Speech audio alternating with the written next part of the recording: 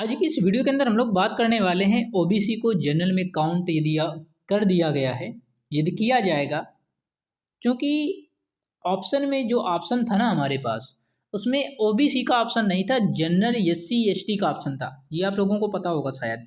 ठीक है, क्योंकि वहाँ पर ओबीसी का ऑप्शन नहीं है, जनरल का ऑप्शन था, एससी एसटी का ऑप्शन था।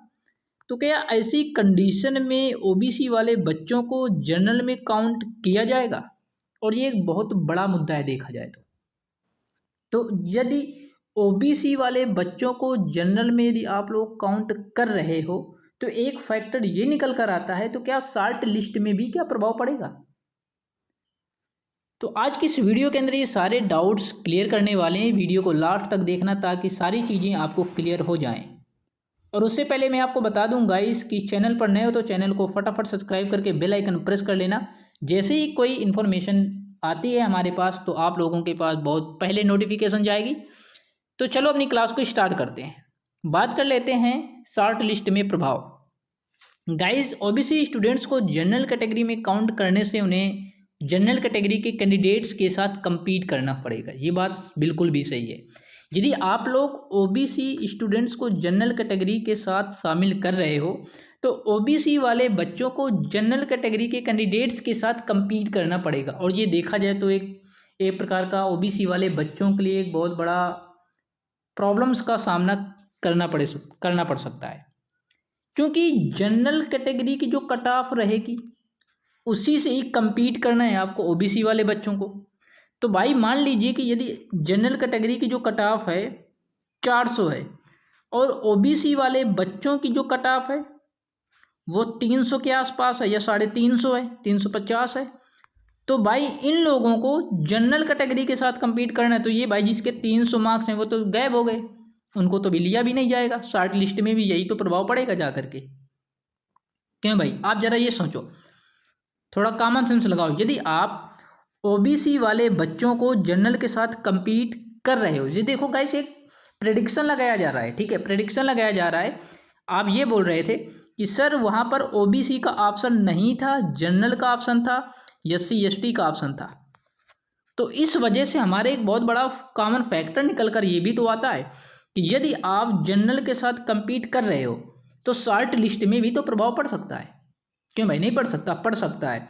तो भाई जब जनरल वालों के साथ आप compete करोगे ना तो ओबीसी वाले बच्चों के लिए उनके जो मार्क्स हैं, जो 300 मार्क्स जो बच्चा लेकर घूम रहा है, तो उनका क्या होगा भाई? जिनके 200 मार्क्स हैं, जिनके 250 मार्क्स हैं, उनका क्या होगा फिर?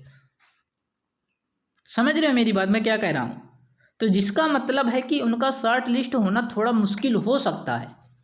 अगर जनरल कैटेगरी का कट ऑफ ज़्यादा है तो ओबीसी स्टूडेंट्स का शॉर्ट लिस्ट होना थोड़ा चैलेंजिंग हो सकता है, क्योंकि उन्हें जनरल कैटेगरी के साथ compete करना होगा। अब बात कर लेते हैं नीट के मार्क्स का क्या रोल है। जो नीट के मार्क्स का रोल क्या है यहाँ पर, नीट मार्क्स का भी प्रभाव हो सकता है। अगर ओबीसी स्टूडेंट्स ने नीट में अच्छा परफॉर्म किया है लेकिन एमएनएस में जनरल कैटेगरी के कट ऑफ को क्रॉस नहीं करते तो उनका शॉर्ट लिस्ट होना मुश्किल हो सकता है। अब बात कर लेते हैं मार्क्स में क्या चेंजेस हो सकते हैं।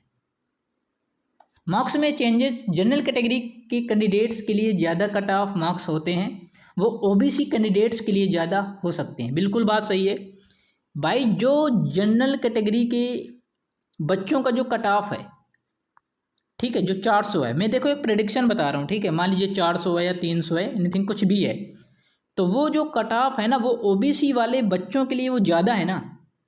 ठीक है, उसमें से कुछ ही लोग ऐसे होंगे ओबीसी के अंदर जो जनरल कैटेगरी वाले बच्चों को compete कर रहे होंगे, उनसे लड़ रहे होंगे। अब सारे तो होंगे नहीं, ओबीसी कैटेगरी को अलग से मार्क्स नहीं दिए जाएंगे। इसका मतलब है कि ओबीसी स्टूडेंट्स को जनरल कैटेगरी के कट ऑफ के हिसाब से मार्क्स लाने पड़ेंगे। बिल्कुल सही है। अगर जनरल कैटेगरी का कट ऑफ हायर है तो ओबीसी स्टूडेंट्स को अपने सिलेक्शन के लिए ज़्यादा मार्क्स लाने होंगे। तो आई थिंक ये पॉइंट आपका क्लियर हो गया होगा। यदि क्लियर नहीं हुआ तो मैं एकदम शॉर्ट में संक्षेप में बताने की कोशिश कर रहा हूँ।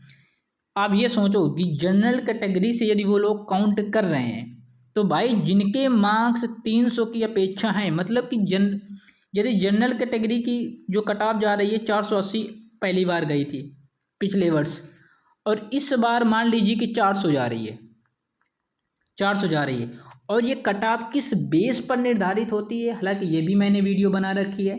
और यदि आप देख रहे हैं वीडियो को तो मैं बता दूं, जो कट ऑफ होती है भाई, जो कट ऑफ होती है वो नंबर ऑफ अप्लीकेंट्स और नंबर ऑफ वैकेंसी पर डिपेंड करती है। अब ज़्यादा अप्लीकेशन फॉर्म फिल किए गए हैं, ठीक है, और ज़्यादा जब एप्लीकेशन फॉर्म फिल किए गए हैं तो ज़्यादा बच्चे जाएंगे एग्ज़ाम देने। और जब बच्चे ज़्यादा एग्ज़ाम देने जाएंगे तो उनको कुछ लोग तो ऐसे होंगे जिनके बहुत हाई मार्क्स आएंगे। 80 नंबर का पेपर होता है तो बहुत हाई मार्क्स जाएंगे, क्या किसी के 70 नंबर आ जाएं। तो ऐसे बच्चों को वो लोग लेंगे, क्योंकि 220 वैकेंसी है और उनको ऐसे बच्चों को लेना है जिनके मार्क्स हायर है, हाई मार्क्स हैं। समझ रहे हैं मेरी बात, मैं क्या कह रहा हूँ। तो यदि जनरल कैटेगरी के साथ उनको compete वो लोग कर रहे हैं, तो जिनके मार्क्स ओबीसी के अंदर 300 हैं तो वो भी तो अनसेफ हैं। सेफ कहाँ है फिर, वो सेफ ही नहीं है। और जिनके मार्क्स 400 प्लस हैं वो सेफ हैं। अब इसी में बात कर लेते हैं SC ST वाले बच्चों का। और जिनके मार्क्स 160 या 200 या 250 हैं उनका फिर क्या होगा। ये बहुत बड़ा कॉमन फैक्टर निकल कर आता है। समझ रहे हैं मेरी बात। तो यदि कोई भी इंफॉर्मेशन हमारे पास आती है तो आप लोगों के पास, और यदि गाइस आप लोगों के पास पहुंचाई जाएगी, और यदि कोई भी डाउट आपके माइंड में क्रिएट होता है, कोई भी कन्फ्यूजन क्रिएट होता है, तो कमेंट सेक्शन में ज़रूर बताइएगा। मैं अगली वीडियो में उन चीज़ों को समझाने की कोशिश करूँगा। हालांकि ये चीज़ें मैंने बता दी हैं, शॉर्ट लिस्ट में क्या चेंजेस हो सकते हैं यदि वो लोग जनरल के साथ कम्पीट कर रहे हैं। तो भाई जिनके 200 या 300 मार्क्स हैं ना ओबीसी के अंदर, वो तो अनसेफ हैं, फिर भी वो सेफ कहाँ हुए। ठीक है, तो भाई मिलते हैं अगली वीडियो के साथ। यदि कोई भी डाउट, कोई भी कन्फ्यूजन क्रिएट होता है भाई, तो कमेंट सेक्शन में ज़रूर बताइएगा। और ज़्यादा से ज़्यादा वीडियो को शेयर करना, लाइक करना, और आप किस कैटेगरी से हो, आपके मार्क्स कितने हैं, कमेंट सेक्शन में ज़रूर बताइएगा, ताकि एक डेटा निकल कर आ सके कि हाँ इतनी इतनी कट ऑफ हो सकती है। ठीक है, अभी तक जो मैंने कट ऑफ का निर्धारण किया है, ठीक है, वो 90% सही है। अभी तक जो मैंने कट ऑफ का निर्धारण बताया था जनरल ओबीसी SC ST वाले बच्चों के लिए, वो सही था। लेकिन बात जब ये आ जाती है कि जनरल को, ओबीसी बच्चों को जनरल के साथ कम्पीट करना पड़ेगा, तो ये बहुत बड़े कॉमन फैक्टर निकल कर आता है कि हालांकि फिर आगे क्या होगा। मिलते हैं अगली वीडियो के साथ, जब तक के लिए bye bye, take care guys, love you all.